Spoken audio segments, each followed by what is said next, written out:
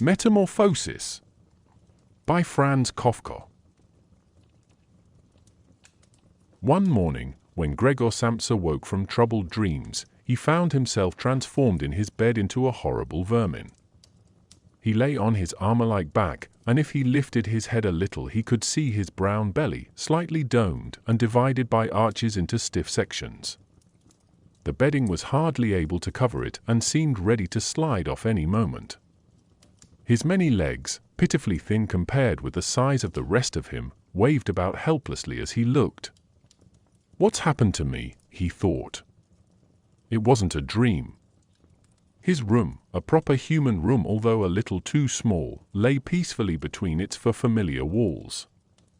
A collection of textile samples lay spread out on the table. Samsa was a traveling salesman, and above it there hung a picture that he had recently cut out of an illustrated magazine and housed in a nice, gilded frame.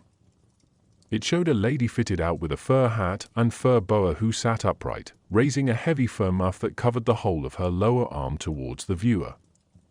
Gregor then turned to look out the window at the dull weather. Drops of rain could be heard hitting the pane, which made him feel quite sad. How about if I sleep a little bit longer and forget all this nonsense, he thought, but that was something he was unable to do because he was used to sleeping on his right, and in his present state couldn't get into that position. However hard he threw himself onto his right, he always rolled back to where he was.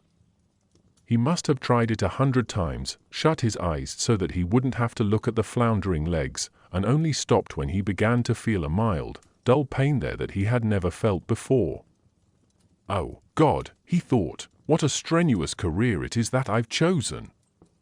Traveling day in and day out. Doing business like this takes much more effort than doing your own business at home, and on top of that there's the curse of traveling, worries about making train connections, bad and irregular food, contact with different people all the time so that you can never get to know anyone or become friendly with them. It can all go to hell."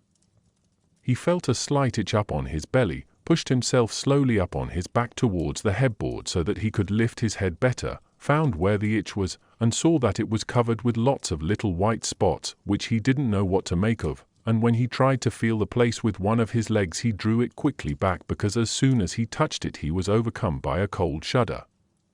He slid back into his former position. Getting up early all the time, he thought, it makes you stupid. You've got to get enough sleep. Other traveling salesmen live a life of luxury. For instance, whenever I go back to the guest house during the morning to copy out the contract, these gentlemen are always still sitting there eating their breakfasts. I ought to just try that with my boss. I'd get kicked out on the spot. But who knows, maybe that would be the best thing for me. If I didn't have my parents to think about, I'd have given in my notice a long time ago. I'd have gone up to the boss and told him just what I think, tell him everything I would, let him know just what I feel. He'd fall right off his desk. And it's a funny sort of business to be sitting up there at your desk, talking down at your subordinates from up there, especially when you have to go right up close because the boss is hard of hearing. Well, there's still some hope. Once I've got the money together to pay off my parents' debt to him, another 5 or 6 years I suppose, that's definitely what I'll do. That's when I'll make the big change. First of all though, I've got to get up, my train leaves at 5. And he looked over at the alarm clock, ticking on the chest of drawers. God in heaven, he thought. It was 6:30 and the hands were quietly moving forwards. It was even later than 7:30, more like 7:15. Had the alarm clock not rung?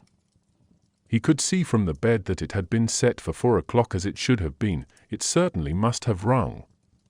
Yes, but was it possible to quietly sleep through that furniture-rattling noise? True, he had not slept peacefully, but probably all the more deeply because of that. What should he do now? The next train went at 7. If he were to catch that he would have to rush like mad, and the collection of samples was still not packed, and he did not at all feel particularly fresh and lively.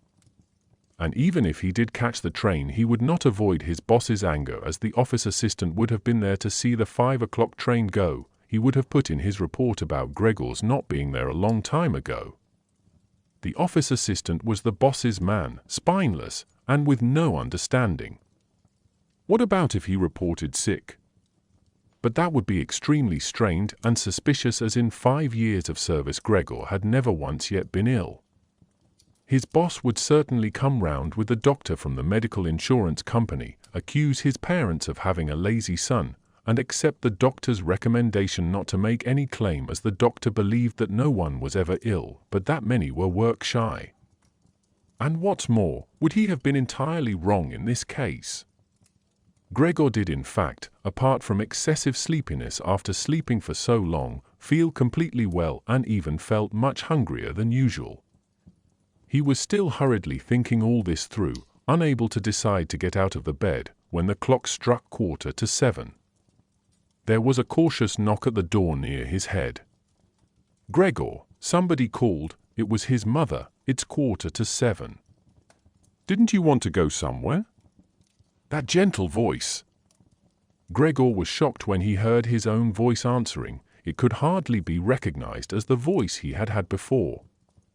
As if from deep inside him, there was a painful and uncontrollable squeaking mixed in with it. The words could be made out at first, but then there was a sort of echo which made them unclear, leaving the hearer unsure whether he had heard properly or not.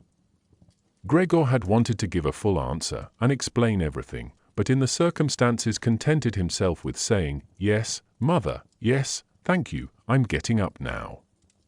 The change in Gregor's voice probably could not be noticed outside through the wooden door, as his mother was satisfied with this explanation and shuffled away. But this short conversation made the other members of the family aware that Gregor, against their expectations, was still at home, and soon his father came knocking at one of the side doors, gently, but with his fist. "Gregor, Gregor," he called, "what's wrong?" And after a short while he called again, with a warning deepness in his voice, "Gregor, Gregor." At the other side door his sister came plaintively, "Gregor? Aren't you well? Do you need anything?" Gregor answered to both sides, "I'm ready, now," making an effort to remove all the strangeness from his voice by enunciating very carefully and putting long pauses between each individual word. His father went back to his breakfast, but his sister whispered, "Gregor, open the door, I beg of you." Gregor, however, had no thought of opening the door, and instead congratulated himself for his cautious habit, acquired from his traveling, of locking all doors at night even when he was at home. The first thing he wanted to do was to get up in peace without being disturbed, to get dressed, and most of all to have his breakfast. Only then would he consider what to do next, as he was well aware that he would not bring his thoughts to any sensible conclusions by lying in bed. He remembered that he had often felt a slight pain in bed, perhaps caused by lying awkwardly, but that had always turned out to be pure imagination, and he wondered how his imaginings would slowly resolve themselves today. He did not have the slightest doubt that the change in his voice was nothing more than the first sign of a serious cold, which was an occupational hazard for traveling salesmen. It was a simple matter to throw off the covers. He only had to blow himself up a little and they fell off by themselves. But it became difficult after that, especially as he was so exceptionally broad. He would have used his arms and his hands to push himself up, but instead of them he only had all those little legs continuously moving in different directions, and which he was moreover unable to control. If he wanted to bend one of them, then that was the first one that would stretch itself out, and if he finally managed to do what he wanted with that leg, all the others seemed to be set free and would move about painfully. "This is something that can't be done in bed," Gregor said to himself, "so don't keep trying to do it." The first thing he wanted to do was get the lower part of his body out of the bed, but he had never seen this lower part, and could not imagine what it looked like. It turned out to be too hard to move, it went so slowly, and finally, almost in a frenzy, when he carelessly shoved himself forwards with all the force he could gather, he chose the wrong direction, hit hard against the lower bedpost, and learned from the burning pain he felt that the lower part of his body might well, at present, be the most sensitive. So then he tried to get the top part of his body out of the bed first, carefully turning his head to the side. This he managed quite easily, and despite its breadth and its weight, the bulk of his body eventually followed slowly in the direction of the head. But when he had at last got his head out of the bed and into the fresh air, it occurred to him that if he let himself fall it would be a miracle if his head were not injured, so he became afraid to carry on pushing himself forward the same way. And he could not knock himself out now at any price, better to stay in bed than lose consciousness. It took just as much effort to get back to where he had been earlier, but when he lay there sighing, and was once more watching his legs as they struggled against each other even harder than before, if that was possible, he could think of no way of bringing peace and order to this chaos. He told himself once more that it was not possible for him to stay in bed and that the most sensible thing to do would be to get free of it in whatever way he could at whatever sacrifice. At the same time, though, he did not forget to remind himself that calm consideration was much better than rushing to desperate conclusions. At times like this he would direct his eyes to the window and look out as clearly as he could, but unfortunately, even the other side of the narrow street was enveloped in morning fog and the view had little confidence or cheer to offer him.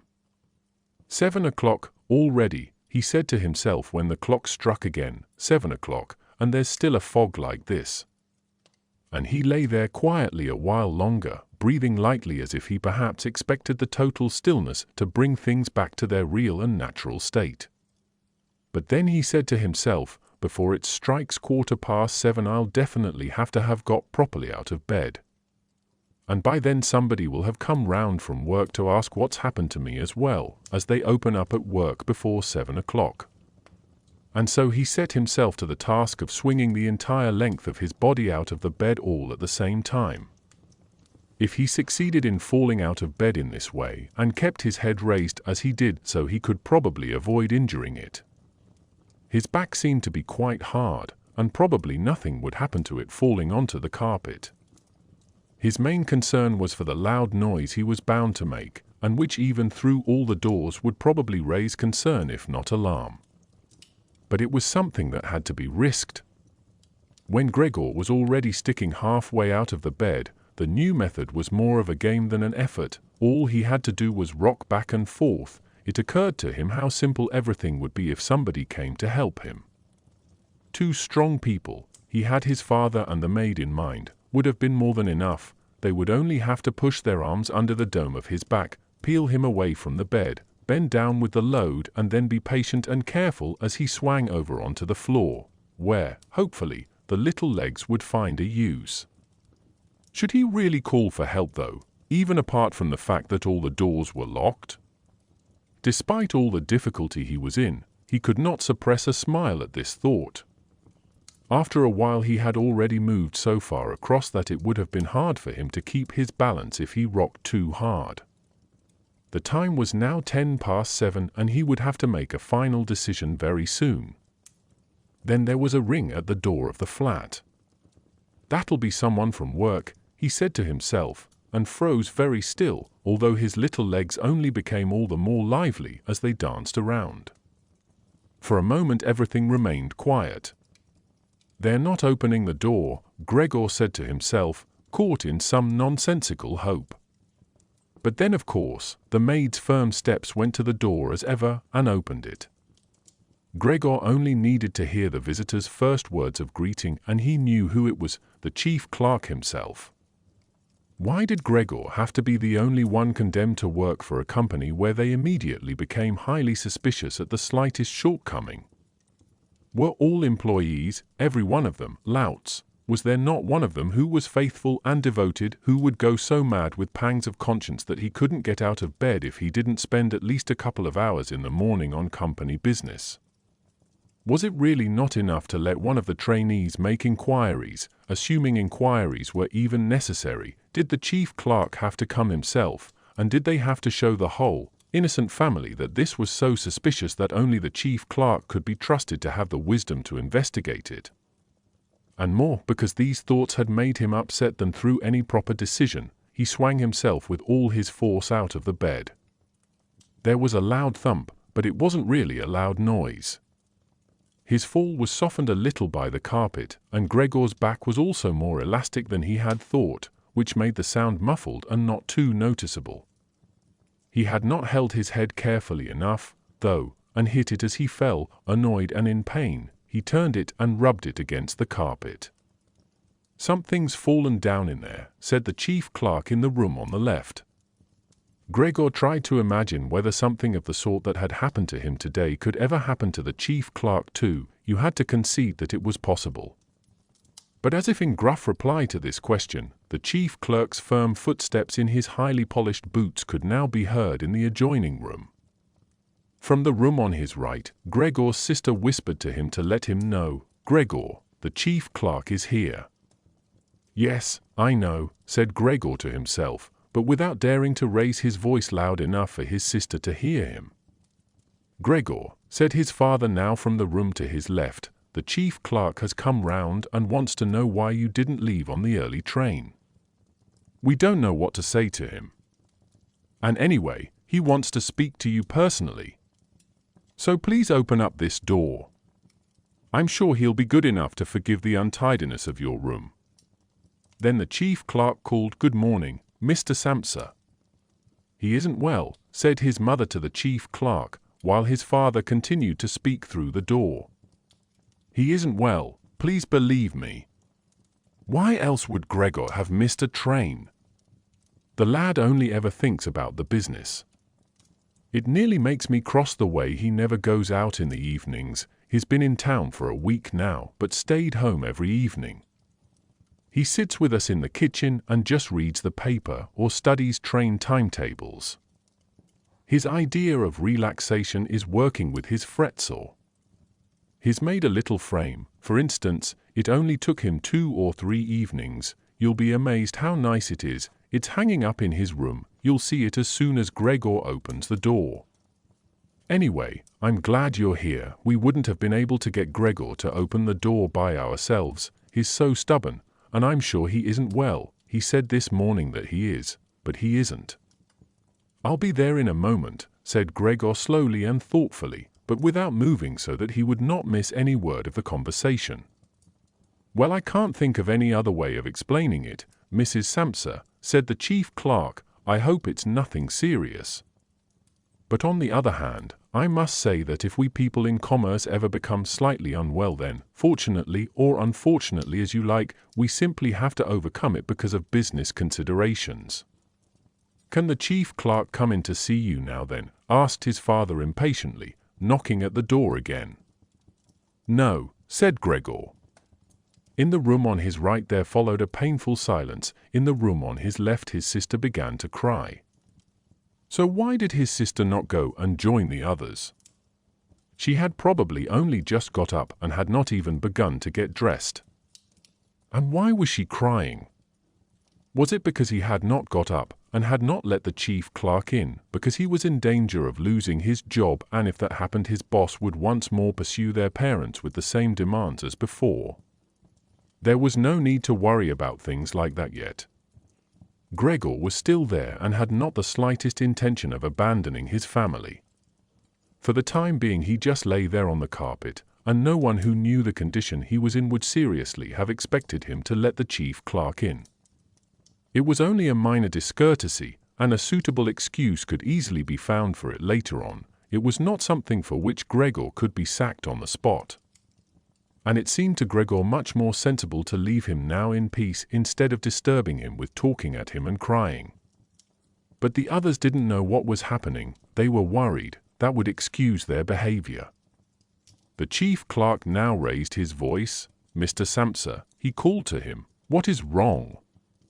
You barricade yourself in your room, give us no more than yes or no for an answer. You are causing serious and unnecessary concern to your parents, and you fail. And I mention this just by the way, you fail to carry out your business duties in a way that is quite unheard of.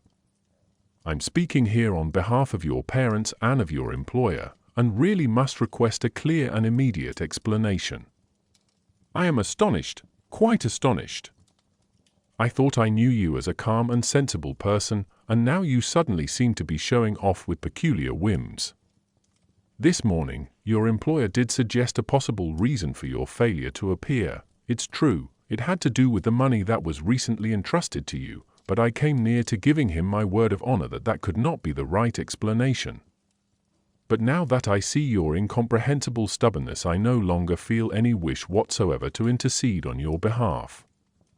And nor is your position all that secure. I had originally intended to say all this to you in private, but since you cause me to waste my time here for no good reason, I don't see why your parents should not also learn of it. Your turnover has been very unsatisfactory of late. I grant you that it's not the time of year to do especially good business, we recognize that, but there simply is no time of year to do no business at all, Mr. Samsa, we cannot allow there to be.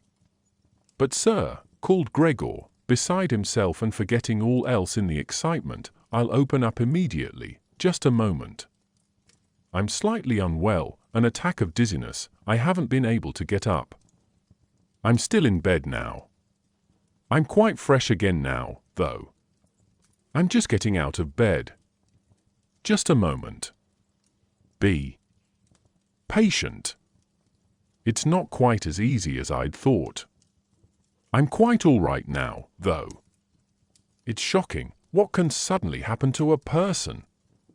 I was quite all right last night, my parents know about it, perhaps better than me, I had a small symptom of it last night already. They must have noticed it. I don't know why I didn't let you know at work. But you always think you can get over an illness without staying at home. Please don't make my parents suffer. There's no basis for any of the accusations you're making. Nobody's ever said a word to me about any of these things. Maybe you haven't read the latest contracts I sent in. I'll set off with the 8 o'clock train as well. These few hours of rest have given me strength. You don't need to wait, sir. I'll be in the office soon after you, and please be so good as to tell that to the boss and recommend me to him. And while Gregor gushed out these words, hardly knowing what he was saying, he made his way over to the chest of drawers. This was easily done, probably because of the practice he had already had in bed, where he now tried to get himself upright. He really did want to open the door, really did want to let them see him and to speak with the chief clerk. The others were being so insistent, and he was curious to learn what they would say when they caught sight of him.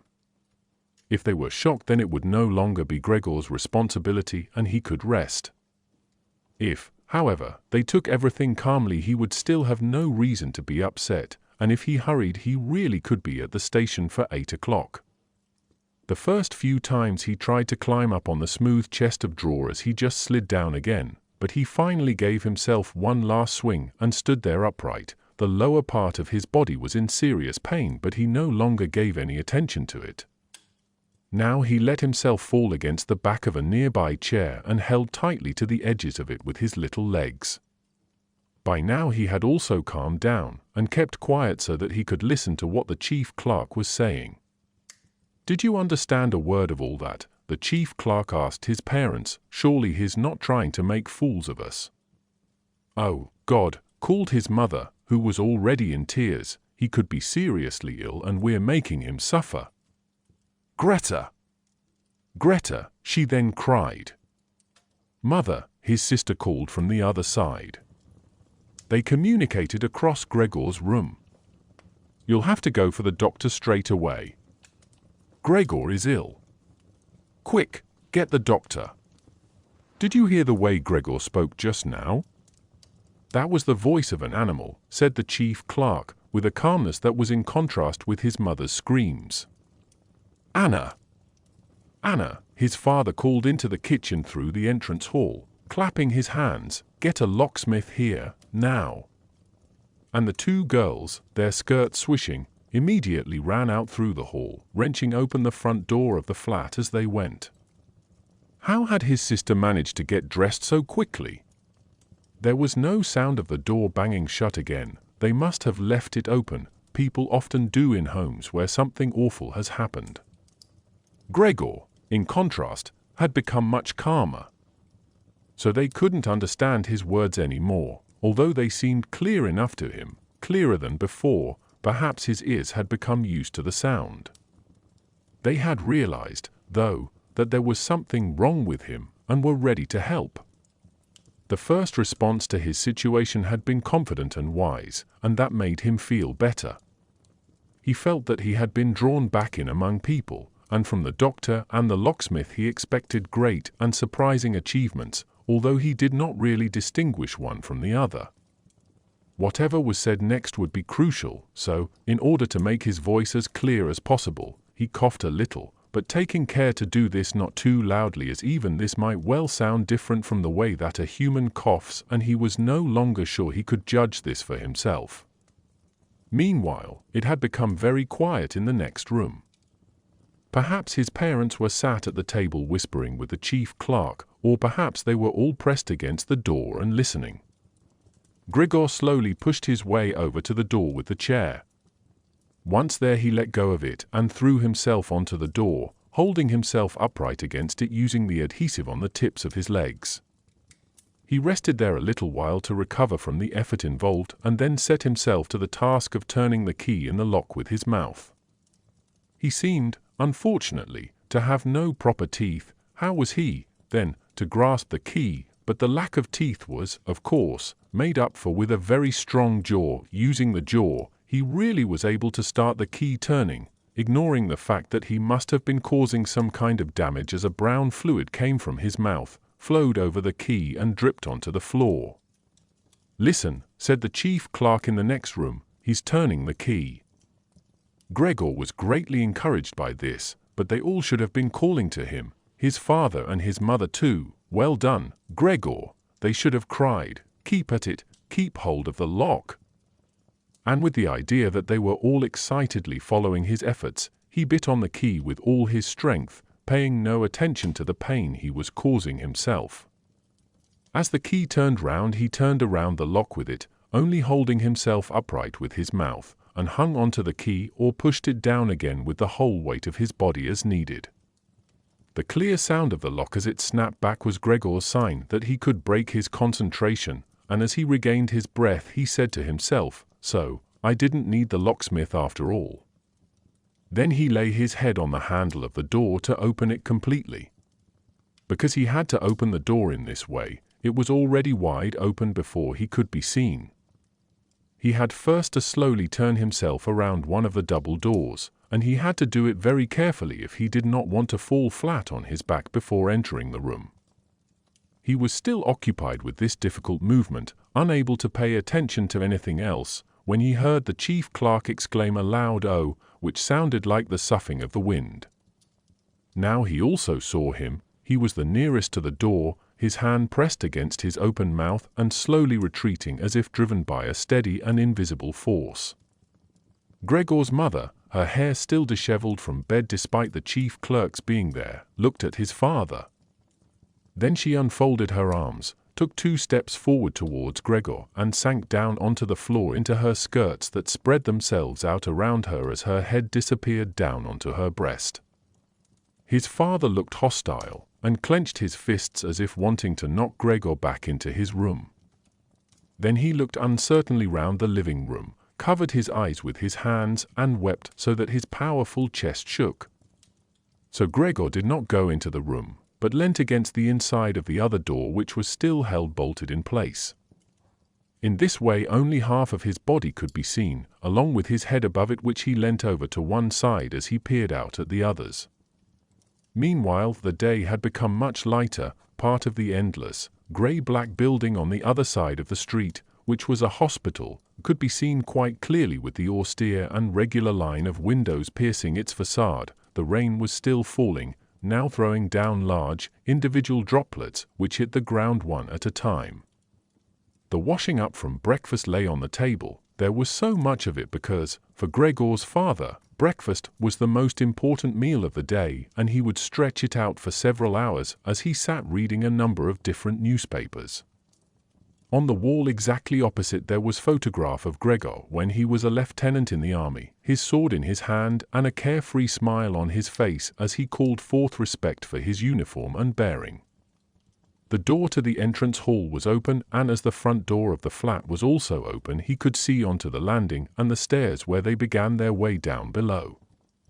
"Now, then," said Gregor, well aware that he was the only one to have kept calm, "I'll get dressed straight away now, pack up my samples and set off.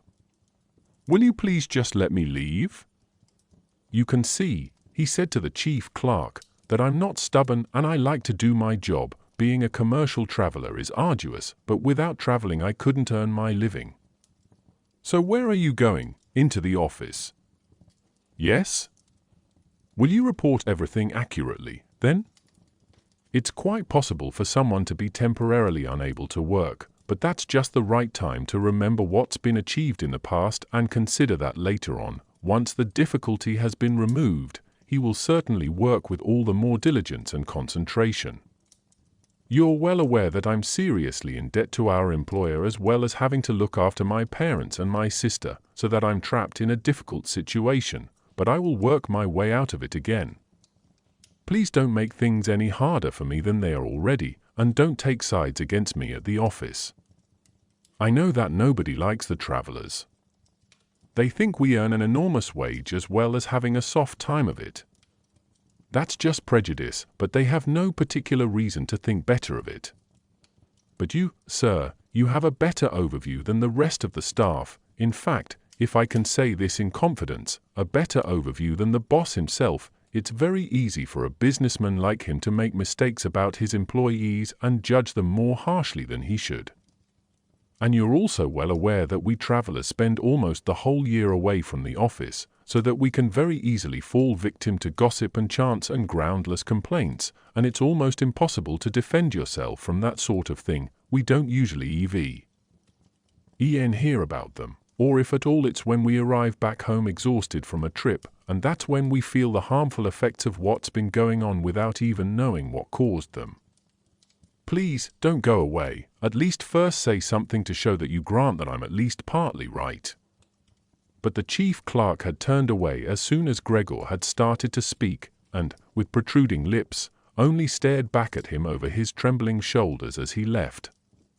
He did not keep still for a moment while Gregor was speaking, but moved steadily towards the door without taking his eyes off him. He moved very gradually, as if there had been some secret prohibition on leaving the room. It was only when he had reached the entrance hall that he made a sudden movement, drew his foot from the living room, and rushed forward in a panic. In the hall, he stretched his right hand far out towards the stairway as if out there was some supernatural force waiting to save him. Gregor realized that it was out of the question to let the chief clerk go away in this mood if his position in the firm was not to be put into extreme danger. That was something his parents did not understand very well. Over the years, they had become convinced that this job would provide for Gregor for his entire life, and besides, they had so much to worry about at present that they had lost sight of any thought for the future. Gregor, though, did think about the future. The chief clerk had to be held back, calmed down, convinced and finally won over. The future of Gregor and his family depended on it. If only his sister were here! She was clever. She was already in tears, while Gregor was still lying peacefully on his back. And the chief clerk was a lover of women. Surely she could persuade him. She would close the front door in the entrance hall and talk him out of his shocked state. But his sister was not there. Gregor would have to do the job himself. And without considering that he still was not familiar with how well he could move about in his present state, or that his speech still might not, or probably would not, be understood, he let go of the door, pushed himself through the opening, tried to reach the chief clerk on the landing who, ridiculously, was holding on to the banister with both hands, but Gregor fell immediately over and, with a little scream as he sought something to hold on to, landed on his numerous little legs. Hardly had that happened than, for the first time that day, he began to feel all right with his body. The little legs had the solid ground under them. To his pleasure, they did exactly as he told them. They were even making the effort to carry him where he wanted to go, and he was soon believing that all his sorrows would soon be finally at an end. He held back the urge to move, but swayed from side to side as he crouched there on the floor. His mother was not far away in front of him and seemed, at first, quite engrossed in herself, but then she suddenly jumped up with her arms outstretched and her fingers spread, shouting, "Help, for pity's sake, help." The way she held her head suggested she wanted to see Gregor better, but the unthinking way she was hurrying backwards showed that she did not. She had forgotten that the table was behind her with all the breakfast things on it. When she reached the table, she sat quickly down on it without knowing what she was doing, without even seeming to notice that the coffee pot had been knocked over and a gush of coffee was pouring down onto the carpet. "Mother, mother," said Gregor gently, looking up at her. He had completely forgotten the chief clerk for the moment, but could not help himself snapping in the air with his jaws at the sight of the flow of coffee. That set his mother screaming anew. She fled from the table and into the arms of his father as he rushed towards her. Gregor, though, had no time to spare for his parents now. The chief clerk had already reached the stairs. With his chin on the banister, he looked back for the last time. Gregor made a run for him. He wanted to be sure of reaching him. The chief clerk must have expected something, as he leapt down several steps at once and disappeared, his shouts resounding all around the staircase. The flight of the chief clerk seemed, unfortunately, to put Gregor's father into a panic as well. Until then he had been relatively self-controlled, but now, instead of running after the chief clerk himself, or at least not impeding Gregor as he ran after him, Gregor's father seized the chief clerk's stick in his right hand. The chief clerk had left it behind on a chair, along with his hat and overcoat, picked up a large newspaper from the table with his left, and used them to drive Gregor back into his room, stamping his foot at him as he went. Gregor's appeals to his father were of no help. His appeals were simply not understood. However much he humbly turned his head, his father merely stamped his foot all the harder. Across the room, despite the chilly weather, Gregor's mother had pulled open a window, leant far out of it, and pressed her hands to her face. A strong draught of air flew in from the street towards the stairway. The curtains flew up, the newspapers on the table fluttered, and some of them were blown onto the floor. Nothing would stop Gregor's father as he drove him back, making hissing noises at him like a wild man. Gregor had never had any practice in moving backwards and was only able to go very slowly. If Gregor had only been allowed to turn round, he would have been back in his room straight away, but he was afraid that if he took the time to do that, his father would become impatient, and there was the threat of a lethal blow to his back or head from the stick in his father's hand any moment. Eventually, though, Gregor realized that he had no choice as he saw, to his disgust, that he was quite incapable of going backwards in a straight line, so he began, as quickly as possible and with frequent anxious glances at his father, to turn himself round. It went very slowly, but perhaps his father was able to see his good intentions as he did nothing to hinder him. In fact, now and then he used the tip of his stick to give directions from a distance as to which way to turn. If only his father would stop that unbearable hissing. It was making Gregor quite confused. When he had nearly finished turning round, still listening to that hissing, he made a mistake and turned himself back a little the way he had just come. He was pleased when he finally had his head in front of the doorway, but then saw that it was too narrow, and his body was too broad to get through it without further difficulty. In his present mood, it obviously did not occur to his father to open the other of the double doors so that Gregor would have enough space to get through. He was merely fixed on the idea that Gregor should be got back into his room as quickly as possible. Nor would he ever have allowed Gregor the time to get himself upright as preparation for getting through the doorway. What he did, making more noise than ever, was to drive Gregor forwards all the harder as if there had been nothing in the way. It sounded to Gregor as if there was now more than one father behind him. It was not a pleasant experience, and Gregor pushed himself into the doorway without regard for what might happen. One side of his body lifted itself. He lay at an angle in the doorway. One flank scraped on the white door and was painfully injured, leaving vile brown flecks on it. Soon he was stuck fast and would not have been able to move at all by himself. The little legs along one side hung quivering in the air while those on the other side were pressed painfully against the ground. Then his father gave him a hefty shove from behind which released him from where he was held and sent him flying, and heavily bleeding, deep into his room. The door was slammed shut with a stick. Then, finally, all was quiet.